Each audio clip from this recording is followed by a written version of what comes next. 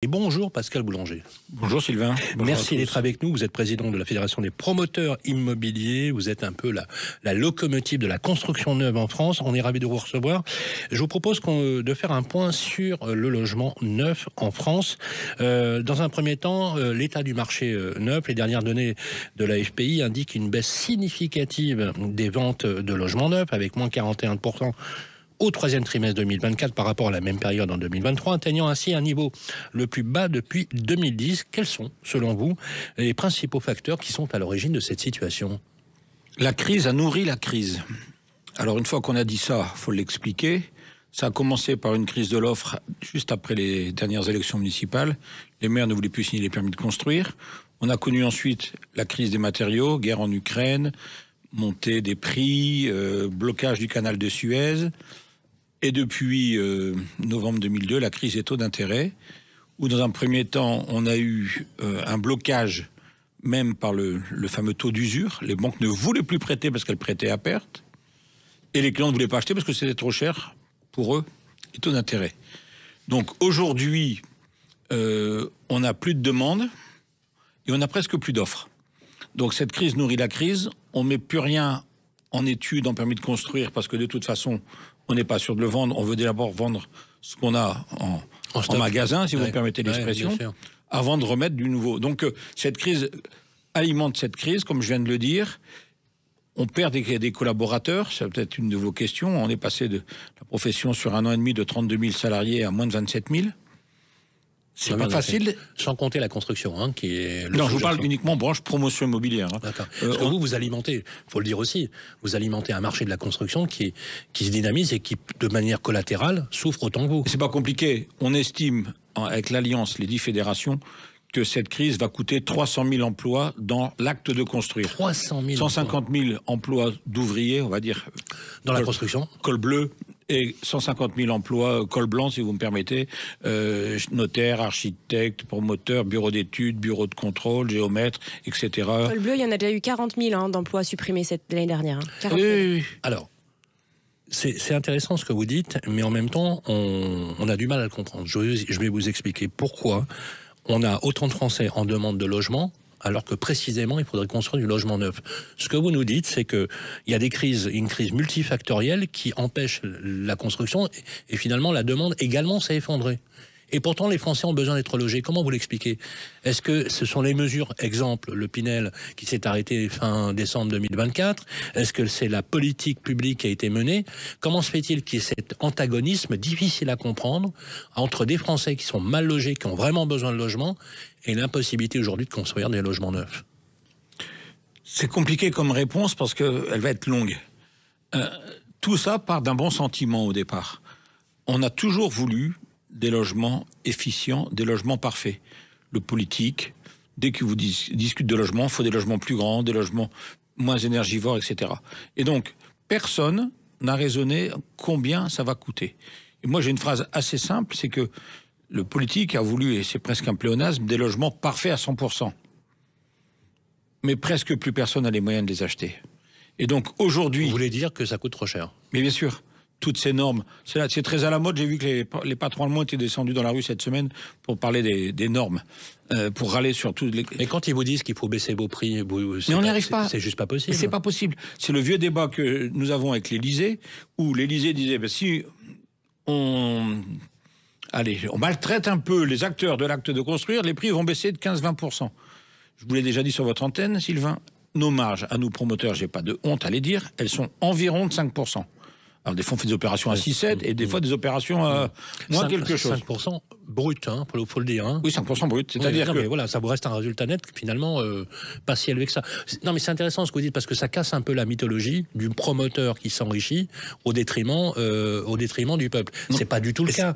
Attendez, on a des marges de 5%, marges en dessous desquelles on n'a pas le droit, entre guillemets, de descendre, puisque les banques nous donnent des garanties financières d'achèvement. Les acquéreurs sont sûrs, quoi qu'il arrive à un promoteur, que leur logement sera fini. C'est les fameuses GFA. Et si vous n'avez pas sur votre bilan de départ une marge de 5%, la banque ne vous donne pas votre GFA en disant non, l'opération est trop risquée.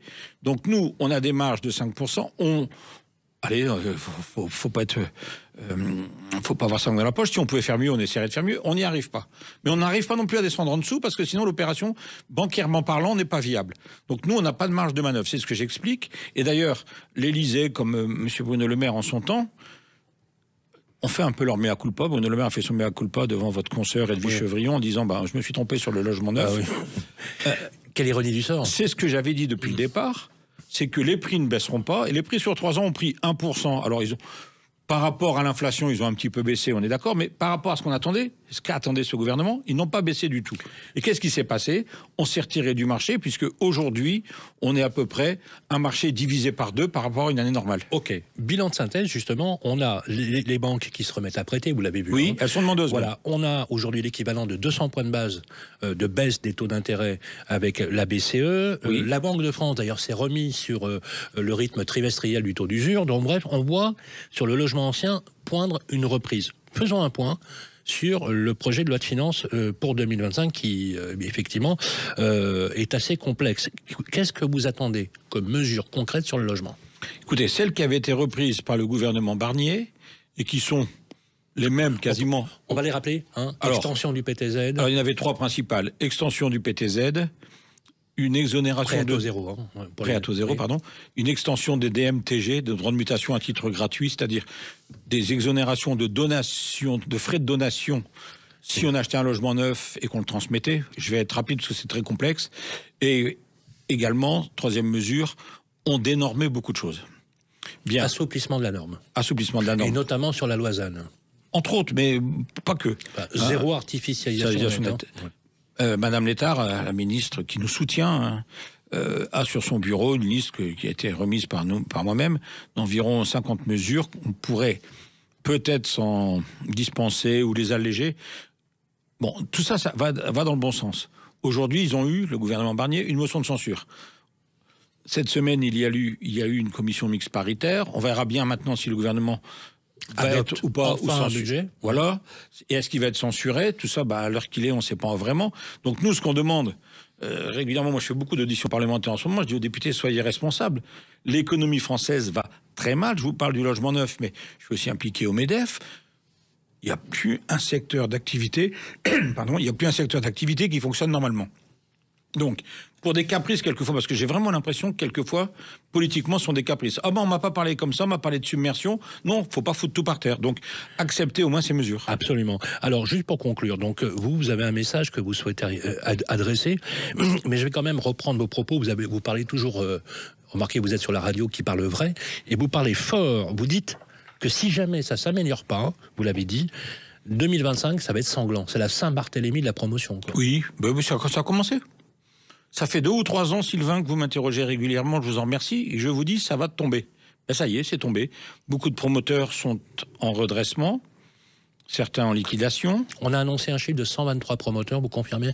Franchement, je ne le connais pas parce que je ne fais pas tout entre les mandats ad hoc, les redressements. Et moi, ce que je vois, c'est qu'il y en a beaucoup qui m'appellent en me disant « Pascal, merci pour tout ce que tu fais, mais malheureusement, je dois arrêter ». Les acquéreurs, je tiens à les rassurer. Grâce à ces GFA, ils ne risquent rien, ça me rassurer. Mais le bâtiment, les entreprises, regardez un peu les analyses des tribunaux de commerce. Qu'est-ce qui se passe dans les tribunaux de commerce? Les faillites repartent, tout repart. Et on a des politiques qui font... oui, je leur ai dit, tant pis, je serai encore mal vu, mais pas très grave. Quelques caprices, quelquefois électoraux, et l'économie se casse la figure. Bernard Arnault est sorti il y a quelques jours.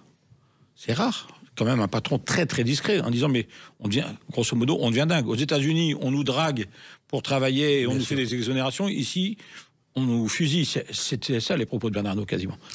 C'est l'occasion de vous donner la parole. Merci. Question subsidiaire, tiens, pour Pascal Boulanger. Rapidement. Vous avez fustigé les caprices de la classe politique. Qu'est-ce que ça veut dire qu'à tout prendre, vous préférez encore un budget qui mettrait tout le monde d'accord à l'Assemblée, mais avec de substantielles hausses d'impôts, à une absence de budget à cause d'une censure? Non mais des substantielles hausses d'impôts, c'est plus acceptable non plus. Donc, oui. je sais bien. Ce sera l'un ou l'autre. Mais Non, je pense qu'ils doivent vraiment quand même taper dans les dépenses publiques.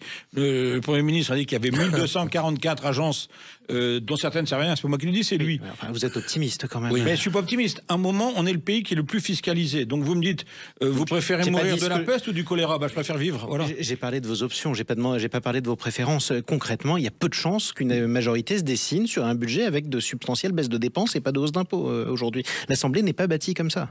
Je le sais parfaitement, mais Jean-Marie a raison. C'est vrai que si on fait le constat, nous, observateurs de la vie publique, c'est un peu à ce à quoi on s'attend. Donc à tout prendre, est-ce que la paralysie n'est pas préférable pour vous?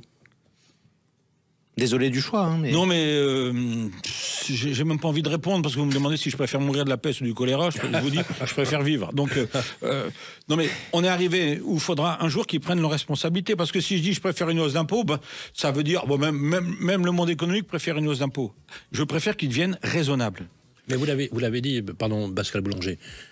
Prise de responsabilité. Je pense que c'est les Français qui siffleront la fin de la récréation. Eh bien justement, nous on va répondre à leurs questions sur le répondeur de Sud Radio dans un instant. Merci beaucoup Pascal Boulanger. Je le rappelle, vous présidez la Fédération des promoteurs immobiliers. Exactement, de France. Et bon courage à vous, en plus avec votre bras en écharpe, comme on pourra le voir sur la chaîne YouTube de Sud Radio.